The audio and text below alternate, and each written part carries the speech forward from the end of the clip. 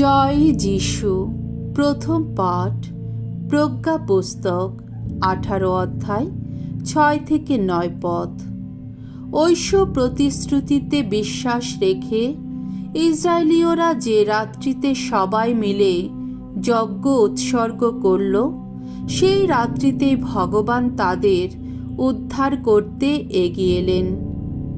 ওগো প্রভু, মিশর দেশে সেই মহা নিস্তারের রাতটির কথা আমাদের পিতৃপুরুষদের কাছে আগে থেকেই বলা হয়েছিল, যাতে যেসব ঐশ্ব প্রতিশ্রুতির সত্যতায় তারা ছিল আস্থাবান, সেই সব প্রতিশ্রুতির অর্থ নিশ্চিতভাবে বুঝতে পেরে তারা যেন সাহসে বুক বাঁধতে পারে। ধর্মনিষ্ঠ মানুষেরা সেই রাত্রিতে উদ্ধার পাবে এবং তাদের শত্রুদের ধ্বংস হবে। সেদিন তোমার আপন জাতির মানুষদের এই ছিল প্রত্যাশা।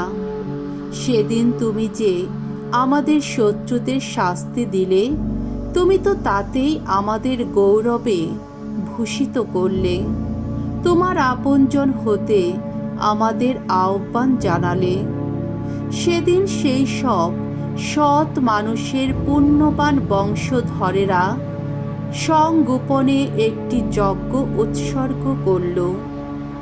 তারা তখন সবাই একমত হয়ে এই ঐশ্ব বিধি মেনে চলার সিদ্ধান্তই নিল। তারা ঈশ্বর ভক্তেরা ভালো সব কিছু যেমন আপদ বিপদও তেমনি সমানভাবেই ভাগ করে নেবে। তারা তো ইতিমধ্যে তাদের পিতৃপুরুষদের রচিত সেই সব বন্দনা গান গাইতে শুরু করেছে। প্রভুর বাণী। ঈশ্বরকে ধন্যবাদ। সাম সঙ্গীত 33 অধ্যায় 1 পদ, 12 পদ, 18 থেকে 20 পদ এবং 22 পদ।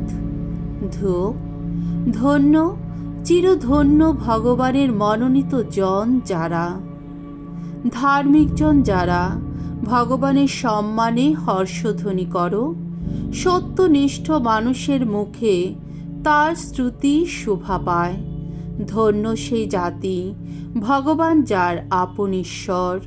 ধন্য সেই জনসমাজ, যাকে নিজেরই বলে বেছে নিয়েছেন তিনি। ভগবানের দৃষ্টি কিন্তু নিয়ত তাদেরই প্রতি। তাকে সম্ভ্রম করে যারা, তার কৃপা প্রত্যাশী যারা, তাদের তিনি তো মৃত্যুর হাত থেকে রক্ষা করবেন, তাদের প্রাণ বাঁচাবেন দুর্ভিক্ষের দিনে। ভগবানেরই পথ চেয়ে আহা জাগ্রত আজ আমাদের অন্তর। তিনি আমাদের সাহায্যদাতা, রক্ষা ফলক তিনি। ওগো ভগবান, আমরা যেমন তোমাতে রেখেছি আশা, তেমনি তোমার কৃপাও আমাদের ঘিরে রাখুন।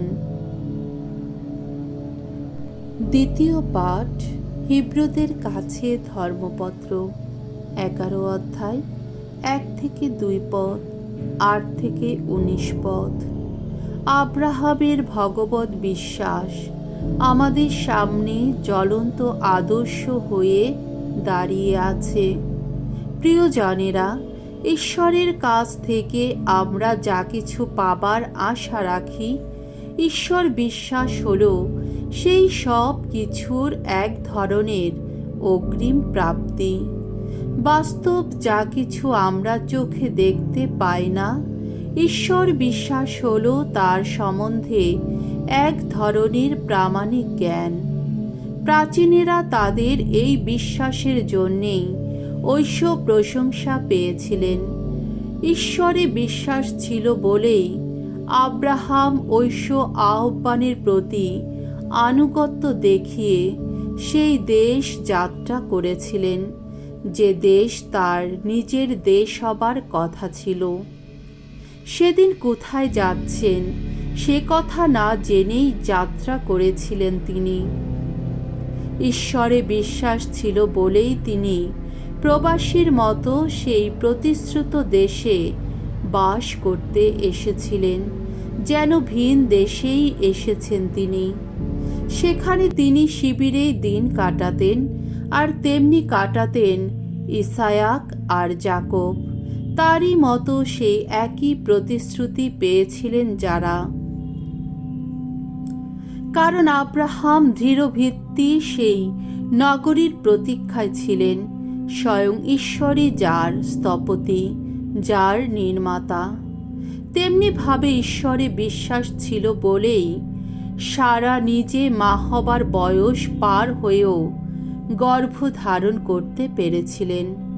কেননা যিনি প্রতিশ্রুতি দিয়েছিলেন তাকে তিনি যে বিশ্বস্ত বলেই মনে করেছিলেন, আর তাই সেই একজন মাত্র মানুষ থেকে, এমনকি বলতে গেলে মৃত একজন মানুষ থেকেই জন্ম নিয়েছিল আকাশের তারার মতোই অজস্র বংশধর, সমুদ্র তীরের বালুকণার মতোই অগণিত বংশধর।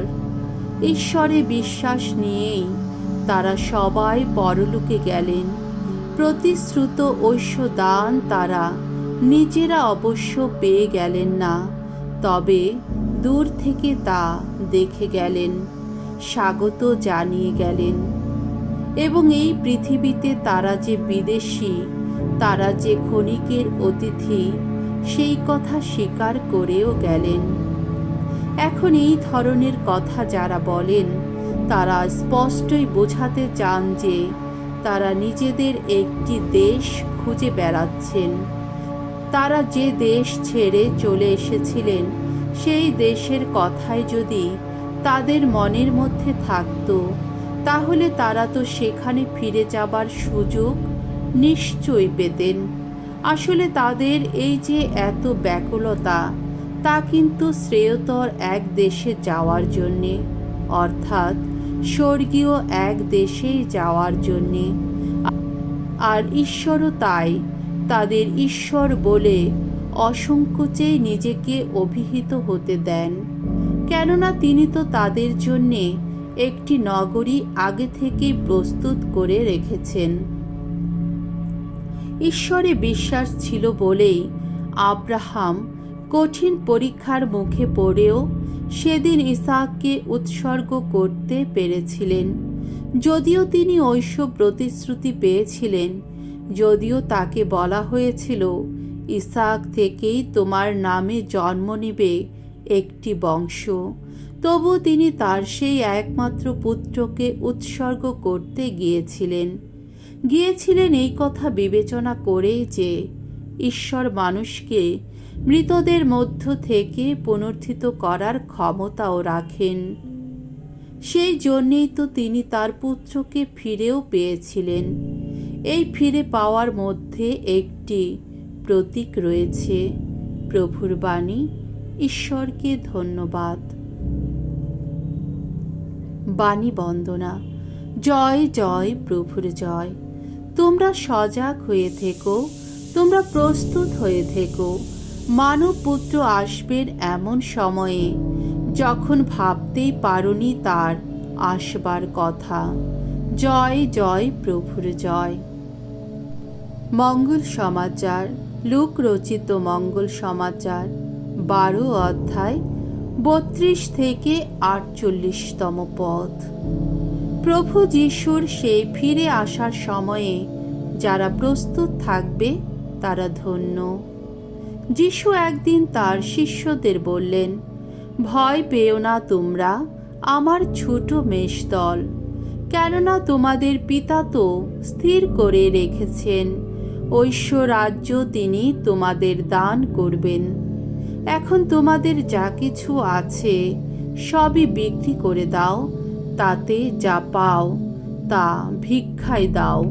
নিজেদের জন্যে তোমরা এমন টাকার থলি তৈরি করো যা নষ্ট হবে না কখনো। স্বর্গলোকে এমন ধন সম্পদ জমিয়ে রাখো যা ফুরিয়ে যাবে না কোনোদিন, কেননা সেখানে চোরও কখনো পা দেয় না, পোকাতেও কোনো কিছু কাটে না। যেখানে তোমাদের ধন সম্পদ, তোমাদের মনটাও তো সেখানে পড়ে থাকবে। তোমরা কোমর বেঁধে আর প্রদীপ জ্বালিয়ে প্রস্তুত হয়ে থেকো।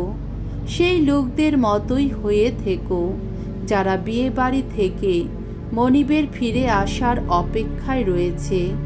তিনি এসে দরজায় ধাক্কা দিলেই তারা সঙ্গে সঙ্গে দরজা খুলে দেবে। ধন্য সেই সমস্ত ভূত যাদের মনিব এসে তাদের জেগে থাকতে দেখবেন। আমি সত্যি বলছি, মনিব তখন কোমর বেঁধে নিয়ে তাদের খেতে বসাবেন আর নিজেই এসে তাদের পরিবেশন করবেন। রাত্রির দ্বিতীয় প্রহরেই হোক বা তৃতীয় প্রহরেই হোক, মনিব এসে যদি তাদের এইভাবে জেগে থাকতে দেখেন তবে ধন্য তারা। যিশু আরো বললেন, এই কথা তোমরা কিন্তু নিশ্চিত বলেই জেনে রাখো, চোর যে কখন আসবে তা যদি গৃহকর্তা আগে থেকে জানতেন তাহলে তিনি নিশ্চয়ই নিজের বাড়িতে শীত কাটতে দিতেন না। সুতরাং তোমরাও প্রস্তুত হয়ে থেকো, কারণ মানবপুত্র এমনই এক সময়ে আসবে যখন তোমরা তার আসবার কথা ভাবছই না। পিতর তখন বললেন, প্রভু, আপনি কি আমাদের লক্ষ্য করেই এই উপমা কাহিনীটি বললেন, না সকলকেই শোনালেন? প্রভু তখন বললেন, কে তাহলে সেই বিশ্বস্ত বিচক্ষণ নায়েব যার ওপর মনিব তার সমস্ত লোকজনের ভার দিয়ে যাবেন, যাতে সে ঠিক সময়ে তাদের খোরাকের ব্যবস্থা করে? ধন্য সেই কর্মচারী যার মনিব ফিরে এসে তাকে সেই কাজে ব্যস্ত থাকতে দেখবেন। আমি তোমাদের সত্যি বলছি, তিনি এবার তার সমস্ত সম্পত্তির ভার তারই হাতে তুলে দেবেন। কিন্তু সেই কর্মচারী যদি মনে মনে ভাবে, আমার মনিব তো বাড়ি ফিরতে বেশ দেরি করছে, আর সে যদি তখন দাস দাসীদের মারধর করতে শুরু করে আর খেয়ে দিয়ে নেশা করে মাতাল হয়ে ওঠে, তাহলে সেই কর্মচারীর মনিব এমনই দিনে এসে পড়বেন যখন সে তার আসবার কথা ভাবতেও পারেনি। তিনি আসবেন এমনই এক সময়ে যে সময়ের কথা তার জানা ছিল না। ফিরে এসে তিনি তাকে টুকরো টুকরো করবেন, তার স্থান তিনি ঠিক করে দেবেন অবিশ্বাসীদেরই মধ্যে। যে কর্মচারী মনিবের ইচ্ছা জেনেও সব কিছু প্রস্তুত রাখেনি আর মনিবের ইচ্ছা মতো কাজও করেনি, তাকে বেশ কয়েক ঘা চাবুক মারা হবে। কিন্তু মনিবের ইচ্ছা না জেনে যে মার খাবার যোগ্য কোনো কাজ করেছে তাকে অল্প কয়েক ঘা মাত্র চাবুক মারা হবে। যাকে বেশি দেওয়া হয়েছে তার কাছ থেকে বেশি চাওয়া হবে, যার দায়িত্বে অনেক কিছু রাখা হয়েছে তার কাছ থেকে সেই অনুপাতে আরও বেশি চেয়ে নেওয়া হবে। প্রভুর মঙ্গলময় বাণী। খ্রিস্ট প্রভু তোমার প্রশংসা হোক।